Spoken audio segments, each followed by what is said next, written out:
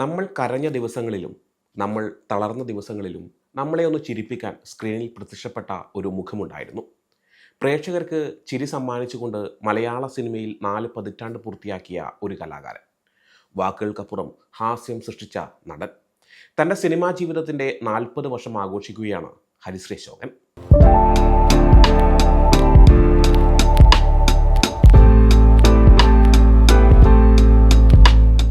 മലയാള സിനിമയിൽ ചിരിയുടെ മാലപ്പടക്കം തീർത്ത എത്രയോ നടന്മാർ നമുക്കുണ്ട്. എന്നാൽ രമണൻ എന്ന് കേൾക്കുമ്പോൾ നമ്മുടെ ഉള്ളിൽ വിരിയുന്ന ആ ചിരിക്ക് ഒരു പ്രത്യേക ഫീലാണ്. വെറും തമാശക്കാരൻ മാത്രമല്ല, ജീവിതത്തിലെ കഠിനമായ വഴികളിലൂടെ നടന്നുവന്ന വില്ലനായും സ്വഭാവ നടനായും വിസ്മയിപ്പിച്ച ആ കലാകാരന്റെ ജീവിതയാത്ര അത്ര സുഖമുള്ളതൊന്നുമായിരുന്നില്ല. കൊച്ചിക്കാരനായ ബാബു എന്ന അശോകൻ അച്ഛനും അമ്മയ്ക്കും 6ാമത്തെ മകനായിട്ടാണ് ജനിച്ചത്. ടെലികോം എഞ്ചിനീയറിംഗിൽ ഡിപ്ലോമ നേടിയ ഒരാൾ സിനിമയിലേക്ക് എത്തിയത് അത്ര എളുപ്പ വഴികളിലൂടെയായിരുന്നില്ല. 15ാം വയസ്സിൽ വീട്ടിലെ പട്ടിണി മാറാൻ പിക്കാസുമായി റോഡ് പണിക്കിറങ്ങിയ ഒരു കാലമുണ്ട് അദ്ദേഹത്തിന്. ടെലികോം ഡിപ്പാർട്ട്മെന്റിന് വേണ്ടി റോഡ് കുത്തിപ്പൊളിക്കുമ്പോൾ അന്ന് കിട്ടിയിരുന്ന ആ 6 രൂപയ്ക്ക് ഇന്നത്തെ 6 കോടിയേക്കാൾ വിലയുണ്ടെന്ന് അദ്ദേഹം ഇപ്പോഴും അഭിമാനത്തോടെ പറയും. സിനിമ എന്ന സ്വപ്നവുമായി നടന്ന കാലത്ത് സഹോദരിയുടെ കമ്മൽ പണയം വെച്ച കാശുമായിട്ടാണ് അശോകൻ മദ്രാസിലേക്ക് വണ്ടി കയറുന്നത്. അവസരം വാഗ്ദാനം ചെയ്ത നിർമ്മാതാവ് കൈവിട്ടപ്പോൾ ആത്മഹത്യയെക്കുറിച്ച് പോലും അദ്ദേഹം ചിന്തിച്ചു. എന്നാൽ കാലം കാത്തുവെച്ചത് മറ്റൊന്നായിരുന്നു. പിന്നീട് പ്രശസ്തനായ ശേഷം അതേ നിർമ്മാതാവ് അവസരം ചോദിച്ചു വന്നപ്പോൾ തൻ്റെതായ രീതിയിൽ മധുര പ്രതികാരം വിട്ടേ കഥയും മലയാളികൾക്ക് സുപരിചിതമാണ്. ഹരിശ്രീ എന്ന ട്രൂപ്പിൽ തുടങ്ങി പിന്നീട് കലാഭവനിലെത്തിയ അശോകൻ പപ്പൻ പ്രിയപ്പെട്ട പപ്പൻ എന്ന ചിത്രത്തിലൂടെയാണ് അരങ്ങേറ്റം കുറിച്ചത്. പാർവതി പരിണയത്തിലെ യാചകവേഷം വലിയ വഴിത്തിരിവായി.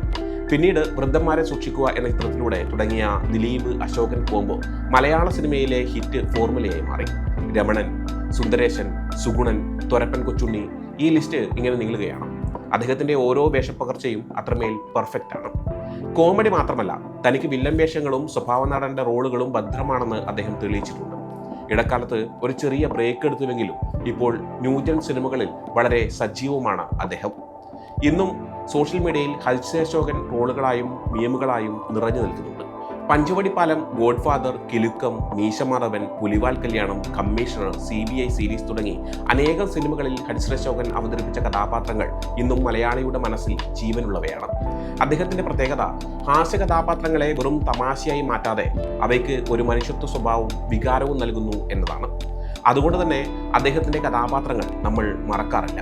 കഴിഞ്ഞ 4 പതിറ്റാണ്ടിനിടെ 200-ലധികം സിനിമകളിൽ അഭിനയിച്ച ഹരിശ്രീ അശോകൻ പുതിയ തലമുറയോടൊപ്പം പോലും അഭിനയിച്ച് തന്റെ പ്രസക്തി നിലനിർത്തുന്നു എന്നതാണ് അദ്ദേഹത്തിന്റെ മറ്റൊരു വലിയ നേട്ടം.